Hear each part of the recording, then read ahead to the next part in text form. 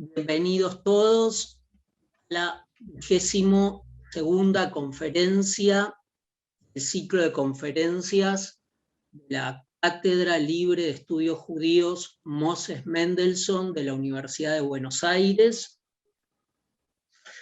La presente conferencia se pone bajo el título Kafka y el sionismo, una historia de Praga. Estará a cargo del doctor y amigo de la cátedra Enrico Luca. El doctor Enrico Luca es investigador del Instituto de Historia y Cultura Judía de la Universidad de Leipzig, Simón Dubnov. Se doctoró en la Universidad de Milano con una tesis sobre Gershon Scholem. Entre 2011 y 2017, investigador en el Centro Franz Rosenzweig de la Universidad Hebrea de Jerusalén, cursó estudios en Viena, en Berlín, publicó una monografía sobre Edmund Jabez, acaba de publicar un volumen que ha curado sobre la vigencia, la actualidad del pensamiento de Franz Rosenzweig. Y bueno, tenemos el honor y el agrado de contar entonces con Enrico y nada más, dejarlos entonces con el doctor Enrico Luca y su conferencia Kafka y el sionismo, una historia de Praga. Bueno, muchísimas gracias, Pablo, y por la invitación. Estoy muy contento de hablar aquí. Muchísimas gracias a ustedes también por estar aquí, por escucharme. Un saludo desde Italia. Yo llegué justo ayer por la noche y después de un viaje en tren que me llevó desde Leipzig al lago de Como, pasando por Praga, Viena y Budapest. Así que la charla también se escribió en esas ciudades y eso me pareció perfecto, escribir sobre Kafka en Praga. Antes de empezar, solo quizá una cosa. Es muy difícil decir es muy difícil decir algo nuevo sobre Kafka, ¿no? Un autor sobre el que se han escrito bibliotecas enteras. Y la perspectiva mi perspectiva hoy es una perspectiva biográfica, y también existen muchísimas biografías buenas sobre Kafka. Quizás la mejor son esa biografía en 3 volúmenes que salió de Rainer Stach, y me parece que ya se ha publicado también en castellano. De todas formas, como yo voy estudiando sobre todo el sionismo de Praga, figuras como Bergman, que estuvieron relacionadas con Kafka, de alguna manera creo que alcancé por lo menos a añadir algo muy pequeño a la investigación, a la investigación sobre Kafka, y quizá eso sea mi pequeña contribución, y esas 3-4 cosas la encontrarán esta noche, si creo que les puedan interesar. Entonces voy a empezar leyendo la charla. No ha pasado mucho tiempo desde que la Biblioteca Nacional de Israel, tras un largo litigio en el que estuvieron involucradas varias instituciones de Alemania e Israel, consiguió la custodia del archivo de Max Brod y de los papeles de Franz Kafka incluidos en él. Hace solo unos meses, la mayoría de esos documentos, una vez digitalizados, han sido puestos en línea, tal y como había prometido la Biblioteca Nacional al adquirir el material controvertido. La noticia y los acontecimientos judiciales tuvieron gran resonancia internacional y suscitaron también un debate cultural, planteando una y otra vez la cuestión de a quién pertenecen en última instancia, Kafka y su obra. Se trata, por supuesto, de una cuestión irresoluble, en primer lugar porque la obra de Kafka desafía y cuestiona, en nombre de toda la literatura, cualquier tipo de reivindicación identitaria y especialmente de carácter nacional. Si realmente es necesario identificar un lugar de origen en el que situar a Kafka y su obra, cabría buscar una ciudad que ya no existe, salvo en los libros de historia y literatura, desde luego no la Praga de hoy, tan deformada por el turismo, ni la de ayer, la Praga del socialismo, sino la de principios del siglo XX. La ciudad de los tres pueblos, checo, alemán, judío, ya en conflicto en aquella época y que sin embargo compartían, si no los mismos cafés, al menos las mismas calles. Una ciudad que no era grande, ciertamente modesta comparada con la Viena, entonces capital del imperio, y que sin embargo fue capaz de impulsar una producción literaria sin precedentes en cuanto al número de escritores y a la calidad de sus obras. En esta misma ciudad, en los años que acompañaron a los primeros y tímidos pasos de Kafka en el mundo de la literatura, un grupo de jóvenes estudiantes judíos, algunos de ellos coetáneos de Kafka, la mayoría, aunque no todos, de lengua materna alemana, animados por el estudio de la literatura neorromántica y del idealismo de Fichte, pero también por las primeras incursiones en Praga de la antroposofía steineriana, zarandeados por el conflicto entre los nacionalismos checo y alemán y angustiados por el constante retorno del antisemitismo, para saciar su sed de identidad, hallaron un punto de apoyo en el judaísmo y en particular en una reinterpretación muy peculiar del sionismo que solo unos años antes... Creo que alguien tiene el micrófono prendido. Y en particular en una reinterpretación muy peculiar del sionismo que solo unos años antes había llegado a Praga desde la vecina Viena.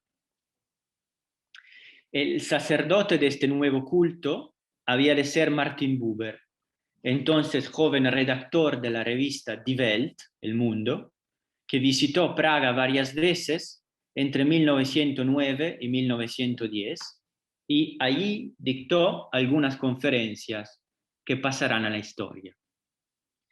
Si los releemos ahora, después del Holocausto y de las innumerables tragedias de la Segunda Guerra Mundial, esos discursos sobre el judaísmo quizá nos dejen un sabor un tanto amargo, ricos como son de referencias a la ideología folkish, al concepto de comunidad de sangre y a la idea de mito. Sin embargo, fue precisamente esta la fuente que alimentó a los primeros sionistas de Praga, entre los cuales destacan figuras tan importantes como Hugo Bergman, Hans Kohn y Robert Welch. Fueron estos mismos discursos los que contribuyeron a moldear una interpretación metafísica del sionismo, que para estos intelectuales se tradujo más tarde, y quizá paradójicamente, sobre todo tras la Primera Guerra Mundial, en el apoyo a una política de apertura, partidaria, por ejemplo, del diálogo con los árabes y de una solución federal o binacional para la Palestina del mandato británico. Parece entonces legítimo preguntarse cómo veía Kafka el movimiento sionista en general y cuál fuese su actitud en relación con este entorno particular, el sionismo de Praga, en el que tenía amigos y conocidos muy cercanos. La relación entre Kafka y Max Brod quizá sea ya bien conocida.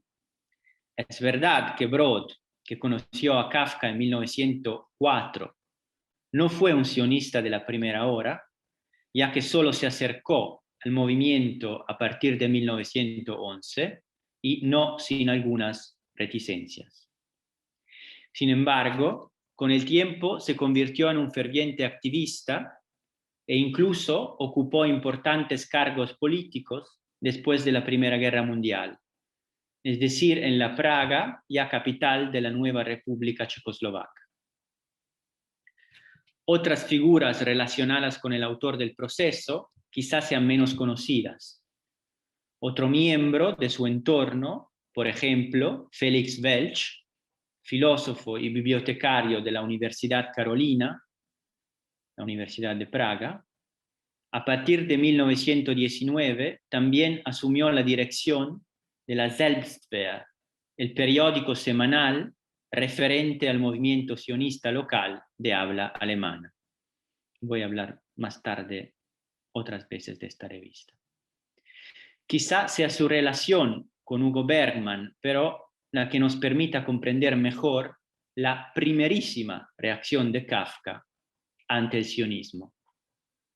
Bergman, que una vez llegado a Palestina ocupó cargos institucionales muy importantes, fue el primer director de la Biblioteca Nacional Judía y el primer rector de la Universidad de Jerusalén, fue también compañero de colegio y mejor amigo de Kafka desde los 6 hasta los 18 años, hasta el final de sus estudios secundarios y el ingreso en la universidad, cuando tras fracasar en los laboratorios de química, donde los dos se habían apuntado al principio, Bergman se decidió finalmente por la filosofía y las matemáticas, mientras que Kafka, probablemente presionado por las expectativas de su familia, terminó eligiendo estudiar Derecho. Aún en la escuela secundaria, Kafka y Bergman fueron invitados a tomar parte en las actividades goliardescas de una asociación estudiantil alemana de carácter nacionalista, la Altstädter Kollegentag. Sin embargo, ambos ya se habían distanciado a esa edad de los violentos tonos pro-alemanes y anti-checos que caracterizaban esas organizaciones, si bien por razones diferentes. Bergman por ser sionista, Kafka en razón de su pasión por el socialismo. También por aquellos años tuvo lugar una disputa, al parecer muy acalorada, entre los dos muchachos sobre la existencia de Dios, propiciada por las primeras lecciones de filosofía a las que se habían enfrentado en el último año de la escuela secundaria y por la lectura entusiasta por parte de Kafka de un texto que entonces tuvo un gran éxito, El enigma del mundo, de Ernst Haeckel, una especie de divulgación de las teorías darwinianas, a las que Kafka, al parecer, trató de convertir a Bergman, que por su parte se mostraba reticente a abandonar las tradiciones religiosas.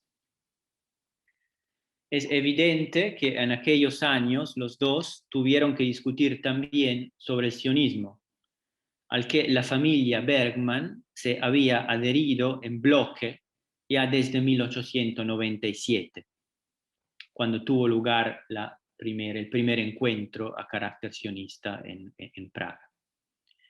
No cabe duda de que a finales del siglo XIX y principios del XX, el interés por el sionismo en Praga se limitaba literalmente a un puñado de personas, no más de 3 o 4 familias. Sin embargo, es interesante que la primera documentación escrita que tenemos de Bergman, fechada 1901 o 1902, no sea nada más que un extracto de una carta en la que el joven, que entonces solo tenía 18 años, intentaba explicar al propio Kafka las razones de su adhesión al sionismo. Y aquí me gustaría leerles un poco una parte de esa carta porque es muy interesante. Entonces cito al joven Bergman. ¿Por qué me hice sionista? Tu carta, entonces la supuesta carta de Kafka, que desgraciadamente no tenemos, tu carta está llena de burlas contra mi sionismo. Debería ya dejar de hacerlo, pero sigo preguntándome, porque tú, que has sido mi compañero durante tanto tiempo, no puedes entender mi sionismo. Si viera un loco delante de mí y él tuviera una idea obsesiva, no me reiría de él, porque su idea refleja una parte de su vida. Tú piensas que el sionismo sea una obsesión para mí, pero quizá no sepas que también forma parte de mi vida, y cada vez más y más. Es algo que he juntado a partir de los jirones de mi vida. Ya te veo riéndote. Solo lo entenderías si intentaras entenderme a mí y a ti mismo. De forma inconsciente, desde tu infancia, tú has estado buscando el sentido de la vida y yo he estado haciendo lo mismo. Sin embargo, tú fuiste educado de forma muy diferente a mí. Tú puedes remontarte hacia las alturas del sol y tus sueños abrazan los cielos. ¿Acaso hay algo que debilita tu poder? Tú siempre te preocupas por ti mismo y eres capaz de estar solo. Yo lo he intentado muchas veces como tú. Nunca soñé tanto y cuando lo hice mis sueños no pudieron ir demasiado lejos porque estaban atravesados por la dura realidad. Lo he intentado muchas veces lo de estar solo, pero no tengo las fuerzas. Mi destino es necesitar a los demás, que mi corazón busque el amor. No te creas que me he hecho sionista por simpatía. Mi sionismo es puro egoísmo. Siento que me encantaría volar, me gustaría crear algo y no lo consigo. Sin embargo, siento que en otras circunstancias sí lo podría conseguir. Simplemente ahora no tengo la fuerza. Mi sionismo no es que la expresión de mi deseo de amar. Hasta aquí Bergman. Aunque desgraciadamente no poseamos la carta de Kafka a la que Bergman dirige su respuesta, resulta significativo como ya a esa edad, por lo menos a los ojos del amigo, Kafka parecía estar dotado de la capacidad de confiar únicamente en sí mismo y en su propio talento, sin necesidad de apoyarse, como Bergman, en la adhesión a un ideal comunitario. Durante los años de la universidad, la relación entre Bergman y Kafka se estancó un poco, sin duda debido a los mayores intereses literarios de este último, que le llevaron a acercarse más a Max Brod. Dicho esto, nunca hubo una verdadera ruptura, si es cierto, como cuenta Bergman, que mientras estudiaban juntos para un examen universitario, el curso de psicología descriptiva del profesor Anton Marty, que Kafka, por cierto, no aprobó, los dos muchachos bromeaban a menudo y Kafka solía desafiar a Bergman a cumplir acciones ridículas como caminar con un bastón en equilibrio sobre la cabeza, prometiéndole a cambio pequeñas donaciones para el Fondo Nacional Sionista. Si el vínculo de Bergman con el sionismo se hizo más fuerte entre 1903 y 1904, cuando llegó a dirigir el Bar Kokhba, el grupo estudiantil sionista local, Kafka, al menos en esos años, no debió prestar ninguna atención al movimiento, que en Praga, como he dicho, seguía siendo muy pequeño.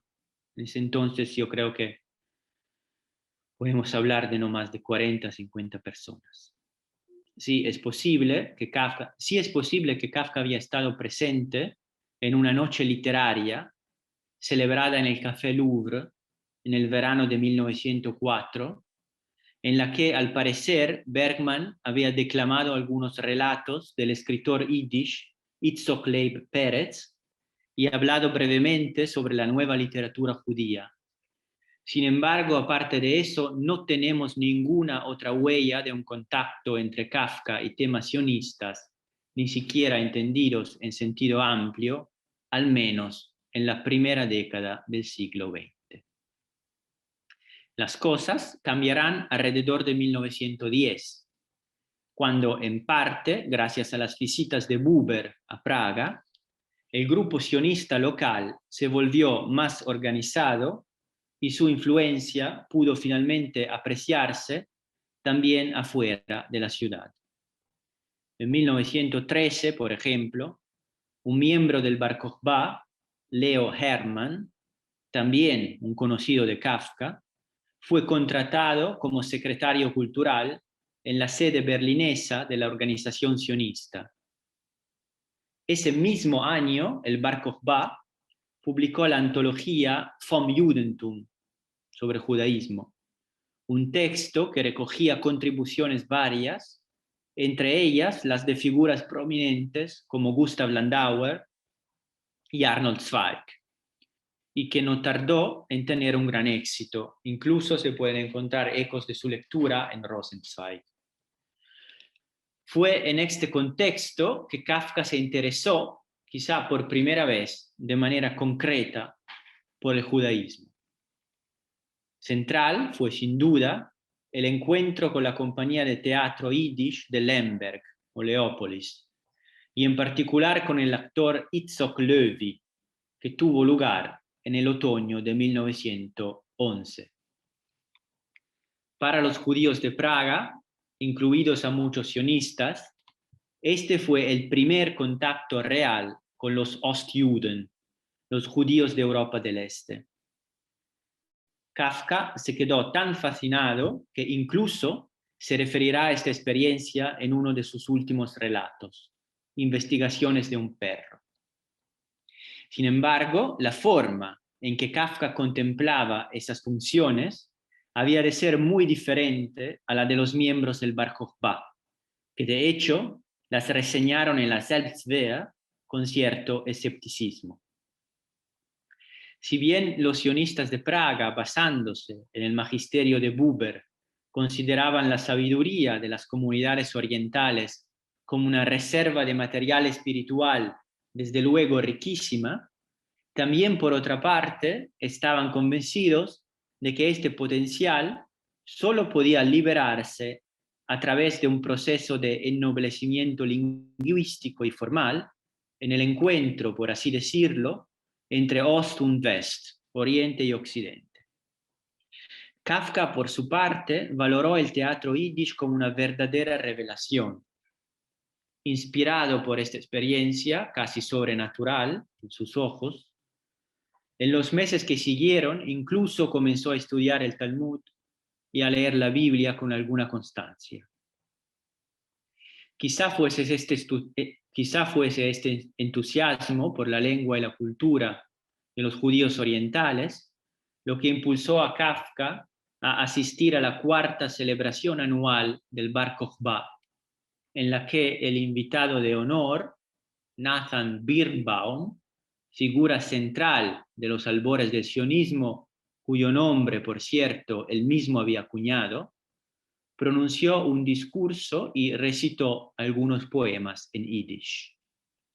Un mes más tarde, fue el propio Kafka quien organizó una velada de recitación de poesía yiddish, presentando al actor Itzhak Löwy, que entre tanto se había convertido con gran disgusto del padre de Kafka en su amigo.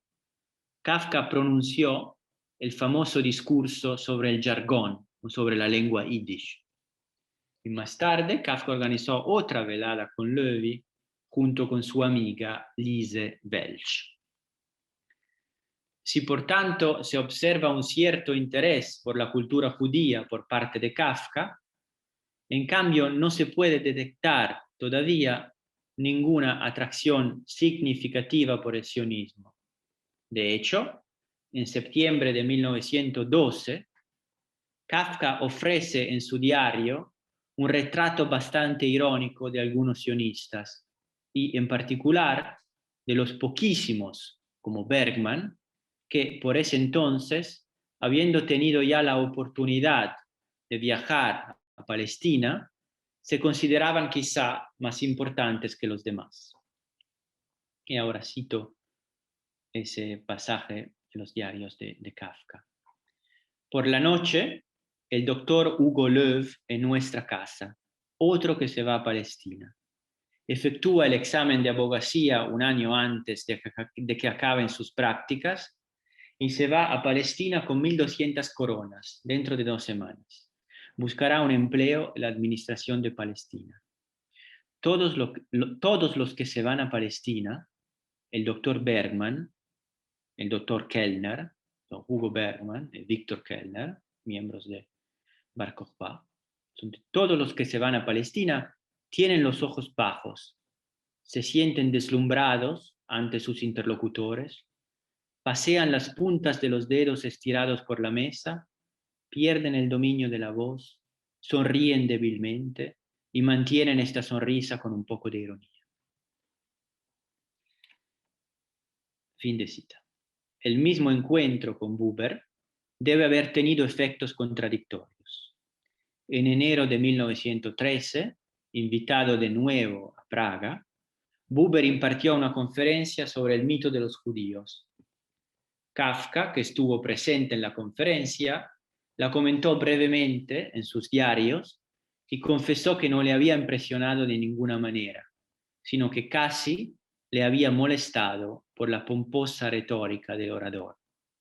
Sin embargo, durante las noches siguientes, Kafka, Brod y otros amigos tuvieron la oportunidad de reunirse en privado con Buber y finalmente Kafka lo encontró una persona bastante agradable, tanto que ese mismo año, 1913, fue a visitarlo en Berlín durante una estancia en la capital prusiana. Antes de que estallase la guerra mundial, el pico de la curiosidad por la organización sionista por parte de Kafka puede situarse en septiembre de 1913, cuando mientras se encontraba en Viena para asistir a una conferencia de su compañía de seguros, Kafka, quizá impulsado por la presencia en la misma ciudad de su amiga Lise Welch, decidió asistir a algunas sesiones del 11º Congreso Sionista. En particular, Kafka escuchó una conferencia dedicada al trabajo cultural judío en Palestina. De nuevo, su impresión no fue muy buena. Escribiendo Max Brod, Kafka confesó haberse sentido completamente aislado. Y quizá, para resumir estas reflexiones, quizá podrían citarse aquí las famosísimas palabras que Kafka anotó en su diario solo unos meses después, en enero de 1914. ¿Qué tengo en común con los judíos? Apenas tengo nada en común conmigo mismo. Un primer cambio en la manera en la que Kafka se relacionó con el sionismo se debe a las consecuencias de la Primera Guerra Mundial.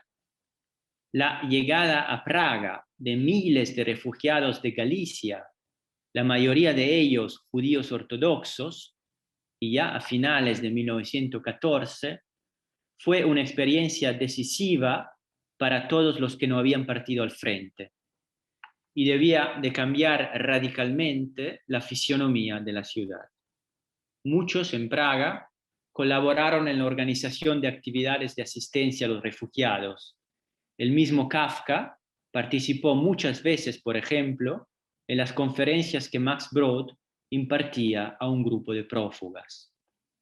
Asimismo, en pleno conflicto, también gracias a la mediación de Brod, Kafka fue invitado por Buber a colaborar con su revista De Ayude, el judío, que según su creador debía contribuir a la renovación del judaísmo europeo.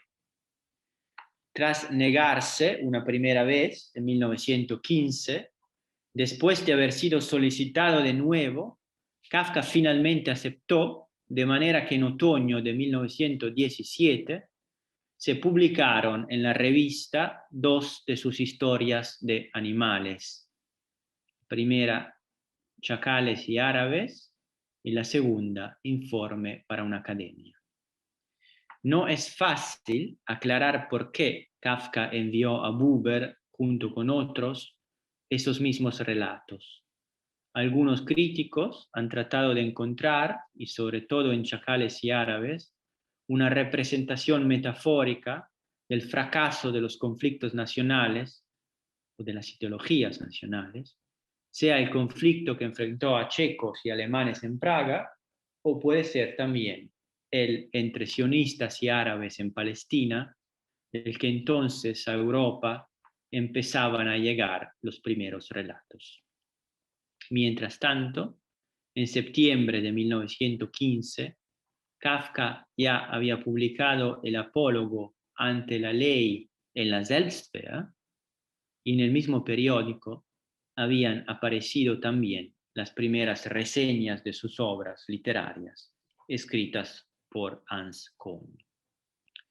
Solo más tarde, el interés de Kafka por el judaísmo y el sionismo se hizo mucho más sustancial. No parece muy difícil explicar por qué. Con la caída del imperio, la pequeña colonia de judíos de Praga sintió que el suelo se disolvía bajo sus pies. Desde luego, no se podía negar que la nueva dirigencia política checa no hubiese sido generosa con la minoría judía, e incluso, como es el caso de Tomáš Masaryk, presidente, que hubiese hasta simpatizado con el sionismo. Sin embargo, también es cierto que cada vez que en Praga y en los territorios checos el control de la autoridad imperial iba aflojando, el tradicional antisemitismo eslavo, muy fuerte, sobre todo en las capas populares, no tardaba en hacerse sentir. Además, como recuerda Max Brod, parafraseando de manera interesante, me parece, una frase de Talleyrand sobre la época anterior a la Revolución Francesa, Brod nos dice que al salir de la Primera Guerra Mundial, Europa se volvió un mundo completamente diferente del anterior y parecía no tener nada en común con él.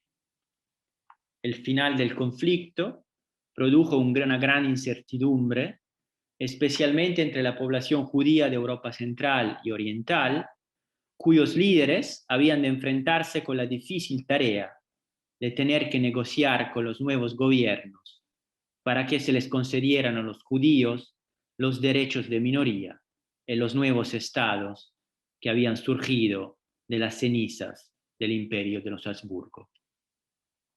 En este escenario completamente nuevo, nos sorprende que para algunos Palestina pudiese aparecer como una especie de vía de escape, más o menos real, más o menos imaginaria. No es casualidad, por tanto, que en estos años Kafka prestara cada vez más atención a la lengua hebrea, que empezó a estudiar ya en 1917. También es cierto que Kafka se dio cuenta de que para muchos sionistas de Praga el hebreo no era, al fin y al cabo, más que un pasatiempo y no un objetivo real.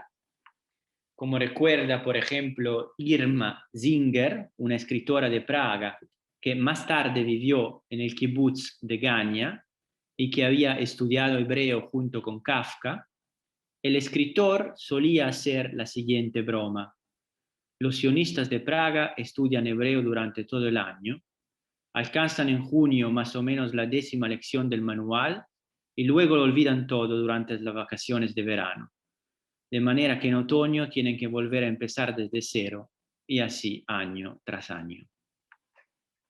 Dicho esto, parece que Kafka se tomase el hebreo mucho más en serio de lo que se podría pensar. Existen unas notas de diario de Max Brod en las que se muestra sorprendido de que Kafka avanzara solo y tan rápido en su estudio del hebreo. Y de las 70 páginas del 8º y último cuaderno en octavo, redactado por Kafka en el primer semestre de 1919, 58 están dedicadas al estudio del hebreo. Además, las discusiones con Brod sobre judaísmo y Palestina se volvieron cada vez más frecuentes. En esa época, como ya he dicho, Brod estaba comprometido políticamente como miembro del Consejo Nacional Judío de la nueva República Checoslovaca.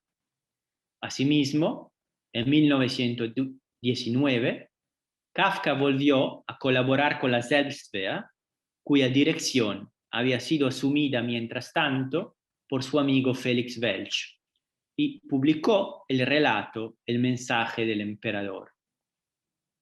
Para septiembre de 1923, Kafka debía saber suficiente hebreo como para poder leer al menos una parte de la novela de Joseph Chaim Brenner, Ruptura y Duelo, en original. Y quien ha leído Brenner sabe que no es tan fácil leerlo en hebreo. En la primavera de 1920 se celebró en Praga la primera conferencia internacional del movimiento obrero sionista, el Hapoel Hatzair, el joven trabajador. Su objetivo era reunir a los grupos europeos y palestinos del movimiento. Entre otros, el evento fue organizado por Bergman, que el año anterior había trabajado como secretario del Departamento Cultural de la Organización Sionista Mundial en Londres y que finalmente emigraría a Palestina con su familia solo unos meses después para asumir el cargo de director de la Biblioteca Nacional en Jerusalén. En la memoria de los sionistas de Praga, esta conferencia dejó una huella indeleble, sobre todo porque les permitió encontrarse por primera vez con figuras legendarias del judaísmo palestino, como Aaron David Gordon, uno de los padres del sionismo obrero, inspirado por la ideología de Tolstoy, que había emigrado a Palestina a los 48 años y que ya entonces gozaba de una aura mítica.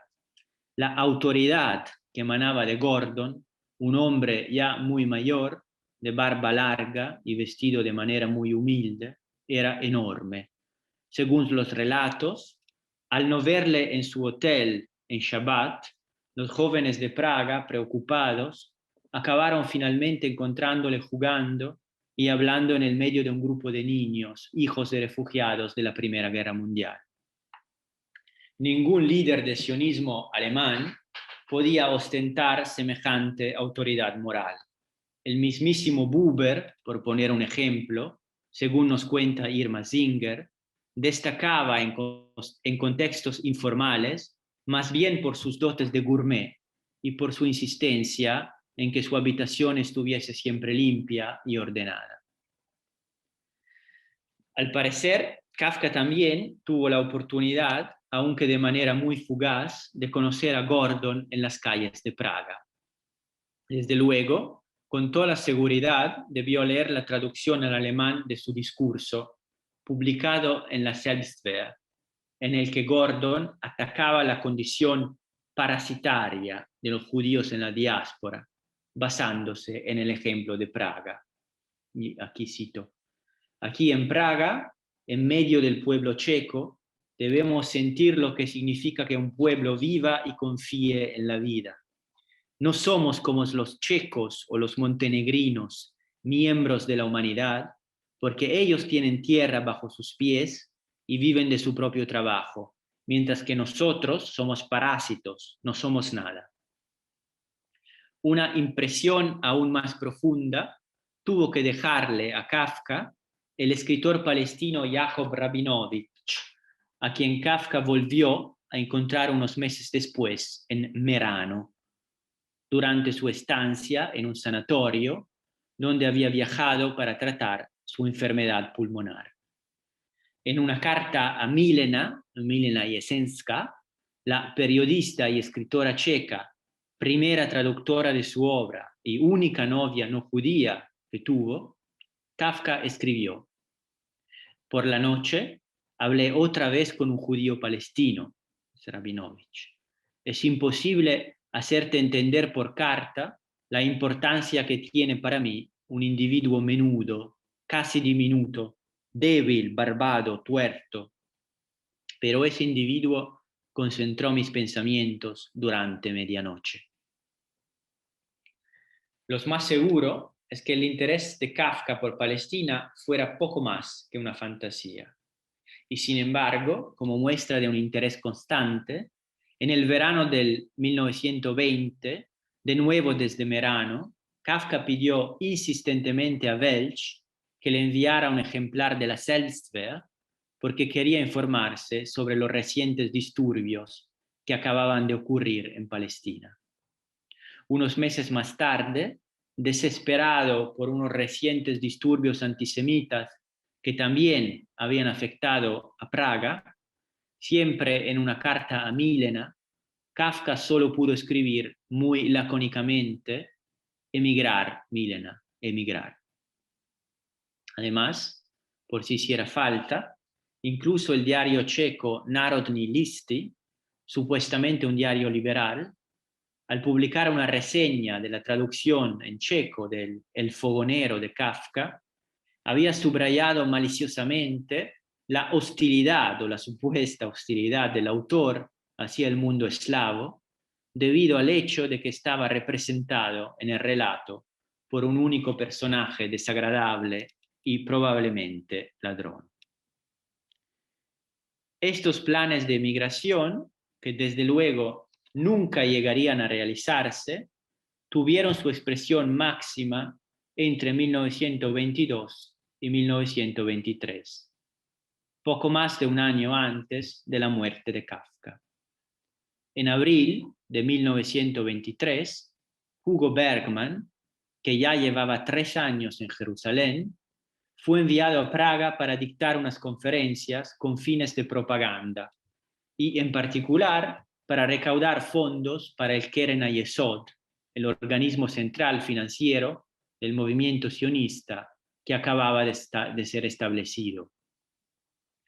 Después de su primera charla, cuando Bergman aún estaba descansando, Kafka fue a buscarlo para decirle, al parecer relleno de entusiasmo: hoy tú estuviste hablando solo para mí. Y en los días siguientes, los dos viejos amigos se reunieron varias veces junto con la esposa de Bergman, y Kafka incluso se interesó en la adquisición de acciones del Banco Hapoalim, el banco del movimiento obrero en Palestina. Al recibir luego una respuesta en hebreo a su solicitud de información, Kafka casi se conmovió y decidió conservar la carta para mostrársela a todos aquellos que, como su cuñado, se mostraban escépticos sobre las posibilidades de desarrollo económico en Palestina.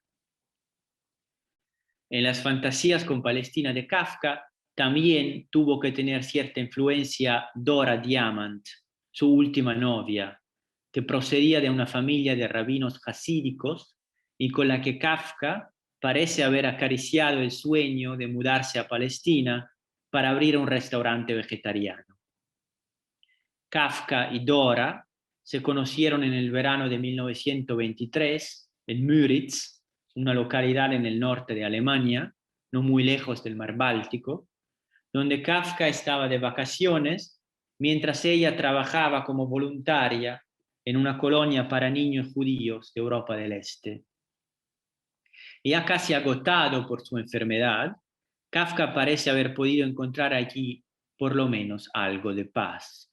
Como escribió en una carta a Bergman, que mientras tanto había vuelto a Palestina, en la colonia Kafka se llevaba muy bien con los niños.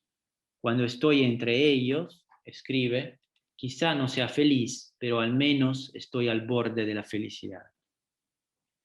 Más tarde, durante su estancia en Berlín, junto con Dora, Kafka asistió asiduamente, al menos 2 veces por semana, a algunas clases de la Hochschule für die Wissenschaft des Judentums, el célebre instituto para los estudios judíos, que en su carta a su médico, Robert Klopstock, la persona que estará cerca de él al momento de su muerte, describió como mi único oasis de paz en el medio de esta Berlín tan salvaje y de las regiones salvajes de mi espíritu.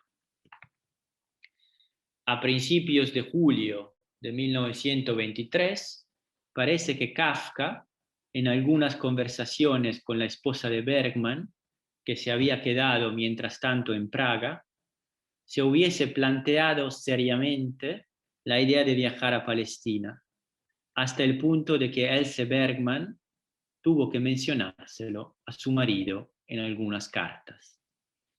Quizá valga la pena citar aquí las respuestas de Bergman. Y la primera. Así escribe Bergman. Asunto Kafka. Por supuesto me encantaría que viniera, pero por favor no le prometas nada. No podemos permitirnos acogerlo. En la habitación bajo las escaleras ahora vive Lea. Difícil decir si alguien podría vivir allí en invierno, y mucho menos Franz. Por supuesto, otra cosa sería que encontrara alojamiento en otro lugar y que nosotros le ayudáramos en lo que pudiéramos. Eso sería mucho mejor que la idea de invitarle a quedarse con nosotros y ocuparnos de él todo el tiempo y de todo lo que necesite. Eso iría ciertamente en detrimento de los niños. Sabes que quiero mucho a Franz y me encantaría verlo aquí, pero por favor no te comprometas y no alimentes esperanzas. Tal vez sería mejor que Franz esperara un poco más. Además, mientras mi madre esté aquí, no tenemos otras habitaciones libres. Y de nuevo, unos días después, sobre Kafka, repito, mientras mi madre esté aquí, no hay posibilidad de que se quede con nosotros. Y en invierno, la habitación del sótano es inhabitable incluso para una pioniera, una Jaluzá. ¿Dónde ves acaso lugar para Franz? Definitivamente le tocaría alquilar una habitación para él. Si hoy estas palabras quizá puedan sonar como un poco duras o una especie de disculpa, al final como un testimonio de una oportunidad perdida, en realidad hay que tener en cuenta algunos elementos, y como estoy escribiendo una biografía de Bergman, justamente creo que puedo aportar esas clarificaciones. No cabe duda de que Bergman estaba realmente preocupado por el estado de salud de su amigo, tanto que no podía imaginárselo en un entorno como el de la Palestina del mandato británico, que no podía competir bajo ninguna forma en términos de comodidad con el lujo de la vida burguesa de Praga. Además, para explicar un poco el tono de esas cartas, hay que añadir que la relación entre Bergman y su mujer ya no era de las mejores y su matrimonio estaba, por así decirlo, ya al borde de las crisis. Y además, como mencionan las cartas, los Bergman acababan de mudarse de casa desde el barrio Bukhari a Rehov Havatzelet y finalmente, a su vuelta de Praga, Bergman se había llevado a su madre, que se quedó en Palestina hasta el verano de 1924, justamente hasta la muerte de Kafka. Curiosamente, a lo largo de la segunda mitad de 1923, Bergman acogió también en su nuevo hogar a Esha Burkhardt, que acababa de hacer aliyá, mudarse a Palestina, y a ella se unió en esa misma casa de septiembre a diciembre su novio, nada menos que Gershom Scholem, que llegó a Jerusalén en septiembre de 1923 para trabajar como bibliotecario al servicio de Bergman. La idea de que Gershom Scholem y Franz Kafka hubiesen podido convivir bajo el mismo techo, aún fuera durante unas semanas, está destinada a quedarse en los libros de texto de historia contrafactual. Y hablando de historia contrafactual, la hipótesis de un viaje de Kafka a Palestina es desde luego muy fascinante y ha sido incluso una fuente de inspiración para algunos escritores. Por ejemplo, la novelista estadounidense Nicole Krauss, en una obra reciente, Forest Dark, se ha imaginado que esas cartas fueran de hecho una tapadera y que al final Kafka hubiese conseguido realmente viajar a Palestina, donde hubiera terminado su vida en Tel Aviv en incógnito. Más prosaicamente, ni siquiera fueron las cartas de Bergman la razón que disuadió a Kafka de embarcarse en el viaje. De aquellos mismos días es otra carta de Kafka a la esposa de Bergman, en la que le informaba de su intención de aplazar el viaje a una fecha más lejana todavía por determinar, porque mientras tanto su salud se había deteriorado aún más. En marzo de 1924, pocos meses antes de morir, Kafka completó su último cuento, Josefina la cantora o El pueblo de los ratones, en el que muchos críticos, con razón, en mi opinión, han señalado como el tema judío, aún de manera absolutamente implícita, aparezca, sin embargo, muy central. Al recibir la noticia de la muerte de Kafka en julio de 1924, Bergman escribió una carta a Brod y a Welch, los dos que todavía estaban en Praga, y les confesó que lamentaba haberse dado cuenta demasiado tarde del renovado interés de Kafka por el judaísmo. Bergman también expresó su deseo de que un ala de la Biblioteca Nacional Judía pudiera llevar su nombre, propuesta que nunca llegó a concretarse. Desde luego, tendrían que pasar algunos años más antes de que a su obra se le reconociera la grandeza y la importancia que se merece. A principios de 1940, solo unos meses después de su llegada a Palestina, tras huir de los nazis en uno de los últimos trenes que habían salido de Praga, Max Brod se puso en contacto con Gotthold Weil, orientalista y bibliotecario de formación prusiana y sucesor de Bergman como director de la Biblioteca Nacional Judía, para preguntarle si la biblioteca estaría dispuesta a guardar el material de Kafka que él había traído en sus maletas. Todavía era demasiado pronto y la respuesta no fue positiva. Al principio de la guerra, la Universidad Hebrea, de la que dependía económicamente la biblioteca, se encontraba en una situación financiera desesperada, desastrosa, que no se resolvió hasta finales de los años 50. Y al mismo tiempo tuvo que atender miles de solicitudes procedentes de Europa de jóvenes que intentaban escapar del horror nazi. Solo entonces el mundo empezaba a volverse kafkiano y la conciencia de la grandeza del genio de Praga como escritor símbolo del siglo XX todavía estaba por llegar. Muchas gracias. Muchas gracias, doctor Enrico Luca, por la conferencia. Ahora abrimos el espacio a las preguntas. Enrico, en ese círculo judío de Praga, también Félix Salten, ¿no? El autor de Bambi.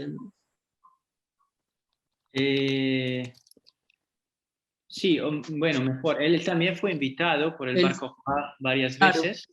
Con Buber. Y sí, con Buber también. Aunque creo, pero creo que tú lo sabes mejor que yo, creo que él venía desde Viena, ¿verdad? Él era un escritor vienés, sí. Si hubo alguna relación entre Kafka y el sionismo, entonces estuvo más vinculado al sionismo cultural, ¿no? Propiamente. El sionismo cultural, yo creo que, bueno, lo que intenté un poco decir aquí, yo creo que, sobre todo en relación con las consecuencias de la Primera Guerra Mundial y cómo las cosas cambiaron, ¿no? Como el mundo en Europa, sobre todo en Europa cambió, la idea de escaparse, de cambiar de vida. Palestina, digamos, como la representación de esa idea, empezó a tener una cierta importancia por Kafka, lo que yo creo que se podría resumir un poco diciendo que claramente Kafka prestó algún interés al sionismo en sus aspectos burocráticos o en las discusiones, pero sí como idea de que se planteaba un cambio, ¿no? Un cambio de vida para los judíos de Europa y sobre todo, yo diría, después de la Primera Guerra Mundial. Claramente esas ideas fueron siempre un poco fantasías, no siempre reales, pero estuvieron ahí y de todas formas tuvieron una cierta importancia, yo creo, en su vida y también, aunque yo no soy un crítico literario y soy un lector de Kafka, pero no soy un crítico literario, me cuesta bastante hacer un análisis literario, pero yo creo que sí tuvieron una cierta importancia también en algunas de los relatos de los últimos cuentos que escribió. Cuando he mencionado a Josefina la Cantora, que es no sé si ustedes lo conocen, pero es un texto increíble, a mí me fascina muchísimo y me parece que fue Scholem que dijo que ahí no se menciona para nada, ¿no? No aparece en ninguna forma el término judío, no se habla de nada, pero el Scholem y Benjamin escribiendo sobre eso, me parece, estaba cierto que ahí se hablaba de eso, ¿no? De alguna manera se hablaba.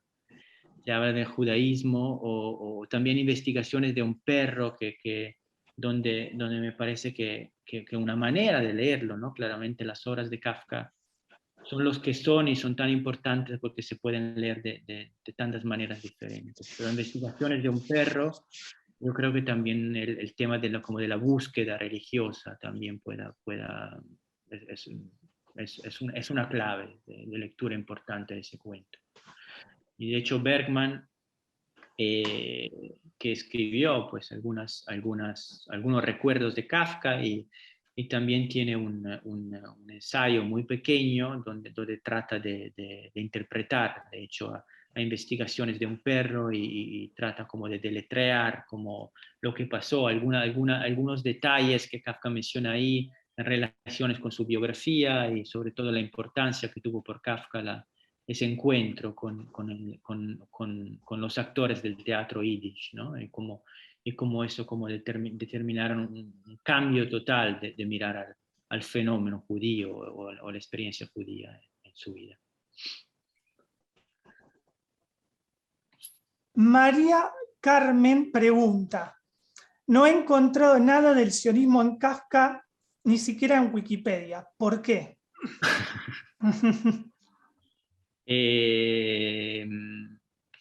Yo creo, bueno, sobre Kafka hay algunos artículos, la verdad. Yo creo que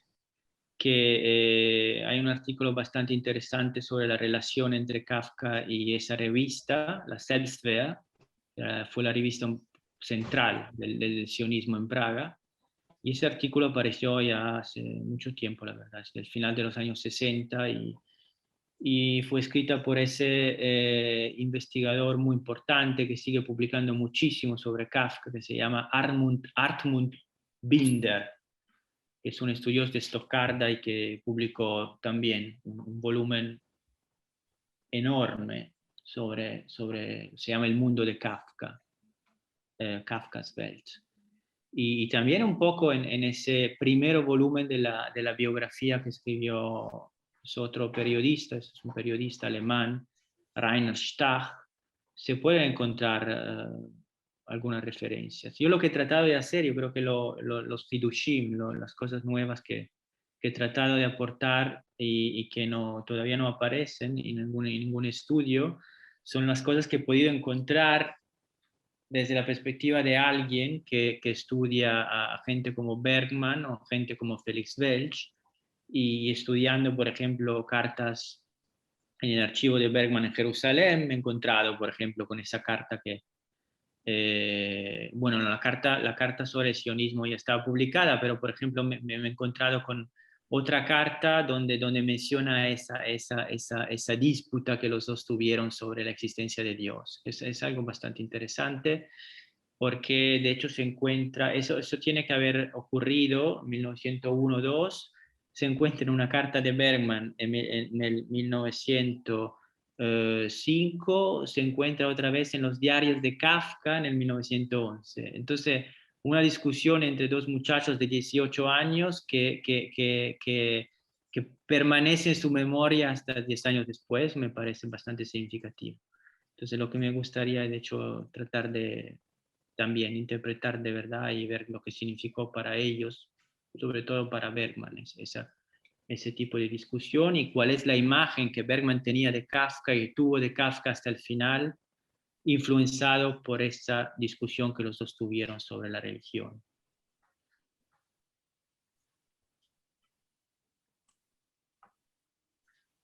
Guillermo, desde Frankfurt, creo que tiene una pregunta, ¿no?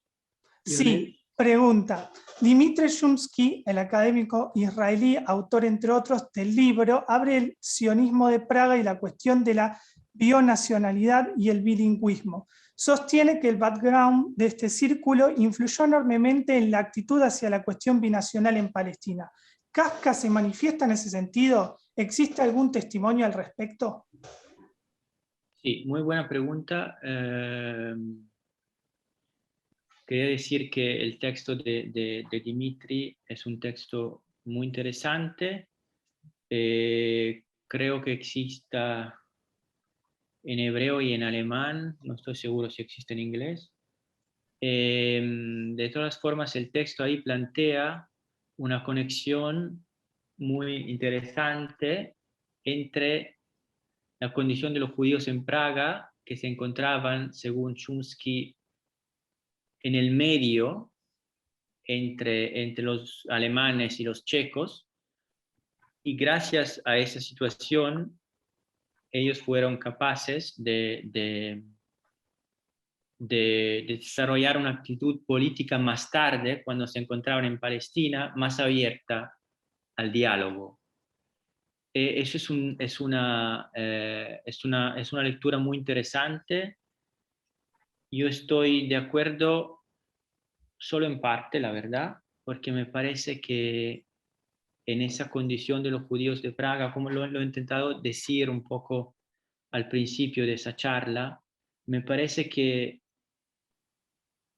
es un poco más complicada la cosa, en el sentido que ahí esas influencias culturales eran algo más, había también algunas cosas más irracionales, ¿no? Como he hablado de un cierto tipo de literatura neorromántica, he hablado de las influencias de Steiner, he hablado sobre todo de la ideología folkish, ¿no? Estaba conexionada con los temas de Buber.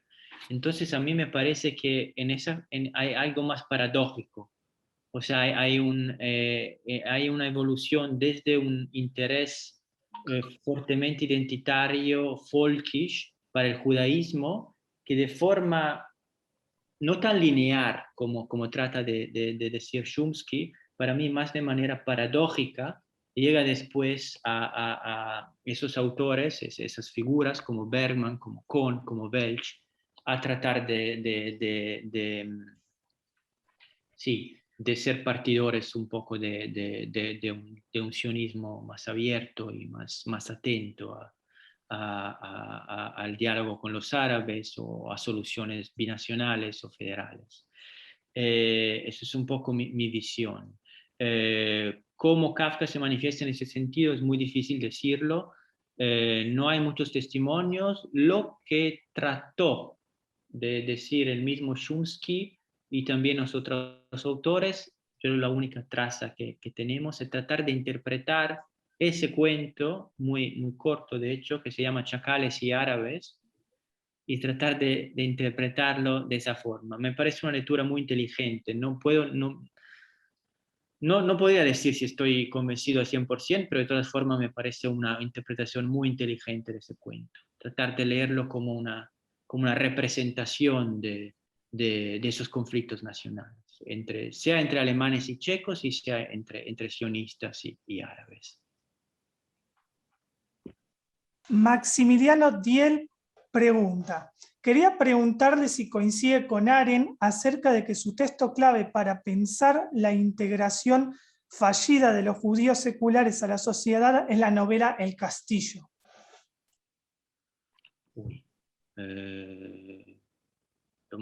Pregunta difícil, no sabría responder, lo siento. Sí, se trataría difícil, no puedo responder esta pregunta. Lo siento.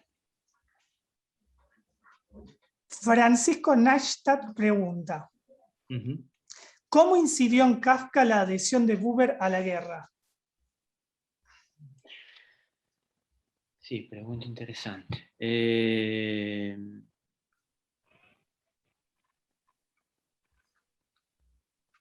No, ahí hay algo. No creo que encontramos mucho sobre esto, pero lo que ahí sí creo que para tratar de entender un poco eso hay que mirar esa relación que siempre es una relación, sobre todo en esos años, mediada entre Kafka, Buber y Brod. Brod está en correspondencia en esos años con Buber cuando trata básicamente de convencerlo a que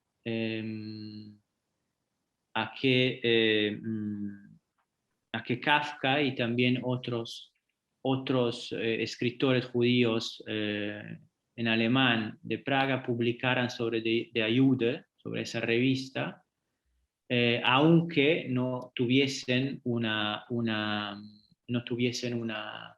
relación muy estrecha con el sionismo. Y eso es bastante interesante, porque ahí hay todo un debate, sobre todo entre Brod y Buber, sobre lo que significa ser un escritor sionista. Y Brod, por ejemplo, hay esa discusión donde Brod dice, si nosotros somos escritores, si escribimos en alemán, pero en tanto que escritores alemanes, de todas formas, podemos seguir,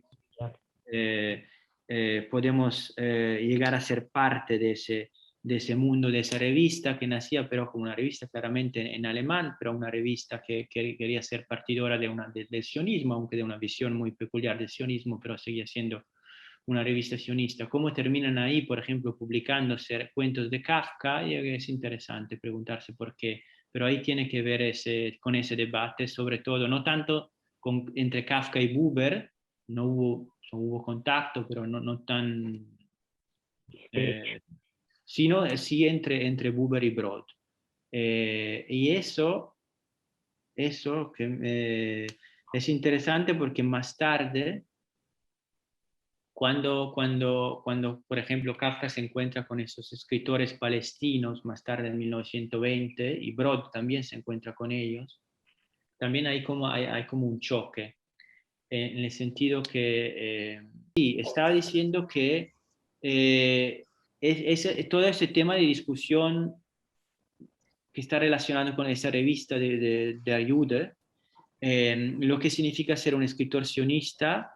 Ahí hay un choque entre los escritores alemanes, como Brod, por ejemplo, y los escritores palestinos. Y nos ayuda a entender esto si nos fijamos en cómo esos mismos escritores palestinos, una vez que entran en contacto con Brod, por ejemplo, con Kafka, de qué manera ellos escriben sobre esos, y ellos dicen, lo retratan como figuras bastante tristes, o sea, figuras que tratan de buscar una identidad sin ser capaces de llegar ahí, porque ya vivían de una manera tan asimilada por la perspectiva de un judío palestino, de un judío de Europa Oriental también, que por cuanto lo intentaran, nunca llegaban a ser capaces de impersonar alguna forma de judaísmo. Eso es todo ese debate como se construye y toma forma en torno a esa revista de ayuda. Entonces Kafka es un poco parte de ese debate. Él no toma mucha voz en capítulo, pero sí está relacionado como llega ahí por Brod, que quiere demostrar su argumento que sí, según Brod, figuras como Kafka también pueden expresar alguna voz al interno de una revista sionista como de ayuda.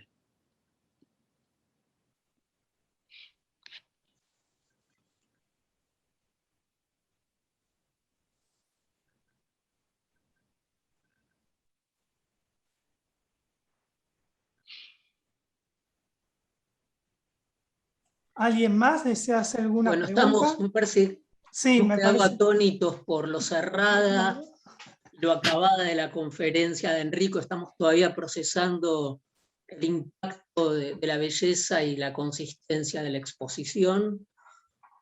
Así que, bueno, nos quedamos pensando. No sé si a alguien le surge alguna pregunta, tiene ganas de hacer. Ahí, bueno, saludos a Joseph Levi desde Firenze, que acabo de verlo también.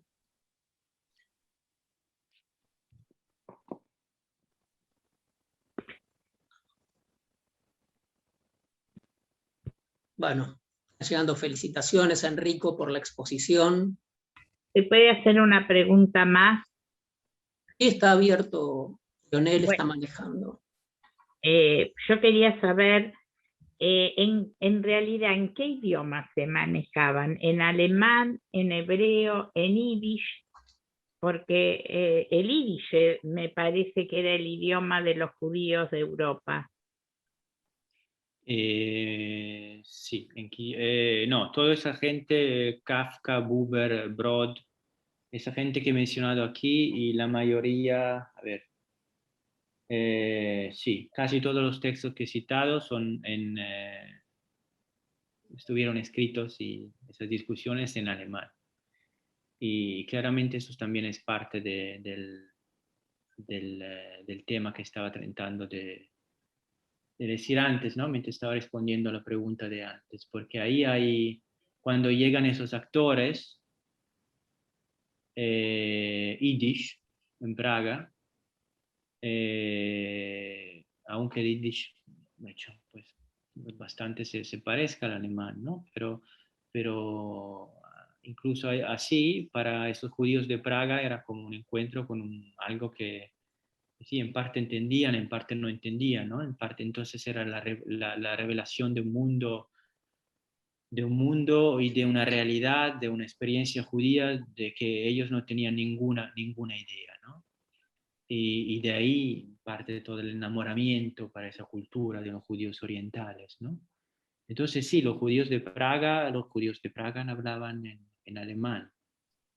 Algunos, porque la cosa interesante, y eso lo explica bien Chomsky, en ese grupo Bar Kokhba, por lo menos al principio también era un grupo no solo de judíos alemanes, también eran judíos que venían desde un entorno checo. Claro. Entonces algunos hablaban checo, pero digamos la mayoría eran de idioma materno alemán y claramente hablaban un poco de checo, Kafka también, ¿no? Porque vivían en ese entorno, pero el idioma era el alemán. El yiddish, pues no, el yiddish es como el idioma que viene desde afuera y ellos se fascinan por el yiddish, pero no todos eran capaces ni siquiera de entenderlo. Y el hebreo aún peor, ¿no? El hebreo, algunas figuras como Bergman, desde muy jóvenes tratan de estudiarlo, pero son muy pocos. Yo diría hasta los años 1915, hasta 1920, son muy, muy pocos en Praga. Los judíos, incluso los sionistas, que eran capaces de hablar y de leer hebreo. Cuando digo muy pocos, yo creo que no mucho más de 10 o 20. Y Bergman era uno de ellos. La cosa interesante, pues Kafka por lo visto sí lo estudió, y llegó a por lo menos ser capaz de leer algo, y trató también de escribir unas cartas en hebreo, muy pocas, pero lo trató. Y cuando también estaba, sí, en la charla hablé de esa conferencia en 1920 en Praga, ¿no? Cuando llegan los sionistas desde Palestina, figuras como Gordon, que venía desde Rusia y dio su charla en hebreo. Claramente los sionistas de Praga, la mayoría no entendieron nada y por eso tuvieron que leer el discurso después, traducido en alemán. También esa diferencia, esa barrera lingüística, ¿no? También es parte de ese discurso de la relación entre los judíos de Europa occidental y Praga es el último bastión de Europa occidental, y los judíos de Europa oriental, donde sí el idioma, como decías tú, era yiddish. Muchísimas gracias. Y es muy interesante esto que marca Enrico, que aparece en el famoso libro de Aschheim sobre los Ostjuden, ese background que hay de fondo de enfrentamiento, fascinación y rechazo por la judería de Europa Oriental, ¿no? Por el mundo. Claro, hay las dos cosas, yo creo, y también eso es parte del interés del tema, ¿no? Por un lado hay un